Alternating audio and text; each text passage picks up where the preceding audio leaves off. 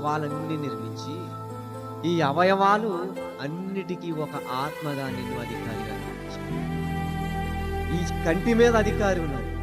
ఈ దేహాన్ని నిర్మించి దేవుడు ఈ దేహంలోప ఆత్మగా ఒక భాగాన్ని పెట్టి నీకు అధికారాన్ని ఇచ్చాడు. ఈ శరీరం మీద ఇదిగో ఈ చెవుల మీద అధికారి ఉన్నావు, ఈ ముక్కు మీద అధికారి నువ్వు, ఈ నోటి మీద అధికారివి. ఈ శరీరం లోపల ఉన్నటువంటి ఎన్నో అవయవాలకు నువ్వు అధికారివి. ఈ చేతులకు అధికారివి, ఈ కాళ్లకు అధికారివి. ఇన్ని అధికారాలను నీకు ఇచ్చి అధికారిగా నిన్ను నిలబెడితే నీ అధికారాన్ని నువ్వు ఎలా వినియోగిస్తున్నావు? దేవా, ఇన్ని అవయవాలకు నన్ను అధికారిగా నియమించావు కదా, ఈ అవయవాలతో నా ఇష్టాన్ని నేను నెరవేర్చుకునే అధికారాన్ని చెలాయించాను.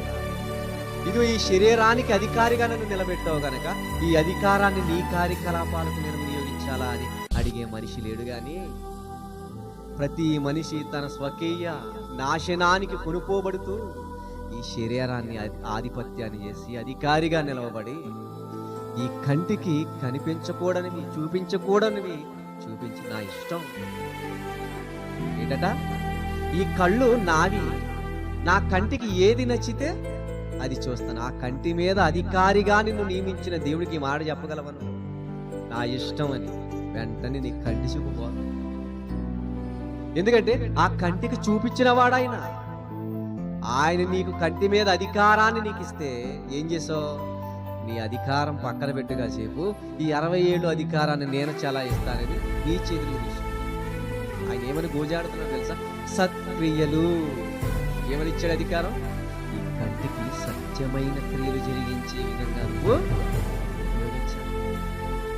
ఇదిగో సత్క్రియలు జరిగించే విధంగా ఇదిగో నీకు ఇచ్చిన ఈ సాధనం, ఈ నోటి మీద నీకు ఇచ్చిన అధికారం ఎలా చేయాలి?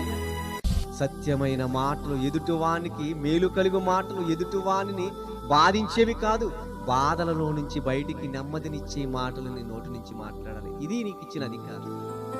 కానీ మనుషులు ఎలా ఉపయోగిస్తున్నారు తెలుసా? అధికారం ఉంది కదా అని నోటితో ఎలా పడితే అలా మాట్లాడుతున్నాడు. ఈ అధికారాన్ని తీసేస్తాడు జాగ్రత్తగా. ఇదిగో ఈ చేతులు ఉన్నవి కదా అని ఏది పడితే అది చేసేస్తానంటే ఈ చేతికి నీకు అధికారం ఉందని, ఈ చేతిలో నీకు బలం ఉందని నువ్వు విర్రవీగుతున్నావేమో. బలం ఉదిగిన ఈ చేతులకు పైకి లేవు, సొత్తుపడిపోయి ఇలా ఏలబడిపోతాయి. మీకు బాగా అర్థమవుతుందో లేదో తెలియదు కానీ ఒక చెట్టుకి తన యొక్క కొమ్మలకి బలం ఉన్నంత చెప్పి ఇలా చాచి ఉంటాయి. ఆ చెట్టు కొమ్మలు బలం ఎప్పుడైతే ఉదిగిందో ఆ కొబ్బరి చెట్టు ఆకులన్నీ ఇలా కిందకి ఏలబడిపోతాయి. అర్థమవుతుందా? బలం ఉంది కదా అని చేతులతో ఏది పడితే అది చేసేస్తాను, నాకు నచ్చింది నేను తింటాను, నాకు నచ్చినట్టు ఉంటానంటే కొబ్బరి చెట్టు ఆకులు ఎలా అయితే రాలిపోయి ఏలబడిపోయి ఉండిపోయాయో నీ చేతులలో సొత్తు చచ్చి పనికి రానిదిగా ఏలబడతాయి. నీ చెయ్యి మళ్ళీ నీ నోటికి ఎత్తుకోడే బలం కూడా నీ చేతులకు ఉండదు. ఎందుకు? నీకు అధికారాన్ని దేవుడిస్తే ఈ చేతుల మీద ఆ అధికారాన్ని నువ్వు దుర్వినియోగం చేసి నీతికి వాడవలసిన ఈ అధికారాన్ని దేనికి వాడావు? పాపానికి వాడావు. కనుక ఈ చేతులలో సత్తువుని తీసేసి అధికారం ఈ చేతుల మీద నీకు తీసేస్తున్నాను అంటే ఏ పక్షపాతంతో పాలన చేయకూడదు. అంటే మనం ఎలా ఉండాలి? అధికారాన్ని దుర్వినియోగం చేయకూడదు. ఇలా దుర్వినియోగం చేసుకునే వాళ్ళు చాలా మంది మన సమాజంలో ఉన్నారు. వాళ్ళకి మనకి ఏ సంబంధం లేదు. అలా బ్రతకాలి. దేవునికి మనకే సంబంధం, దేవునికి మనకే ఆ బాండింగ్. అది ఎప్పుడు కనెక్ట్గా ఉండాలి తప్ప కట్ అయిపోయే విధంగా. కాళ్ళు, ఆయన కాళ్ళు నీకు నచ్చిన దగ్గరికి వెళ్ళాలి, నీకు నచ్చినట్టు చేయాలి.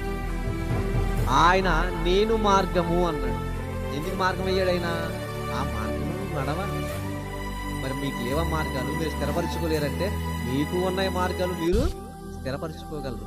కానీ మీరు వేసుకున్న మార్గం జీవానికి నడిచేది కాదు. మరి ఎక్కడికి వెళ్ళిపోతాయి? మరణానికి వెళ్ళిపోతాయి.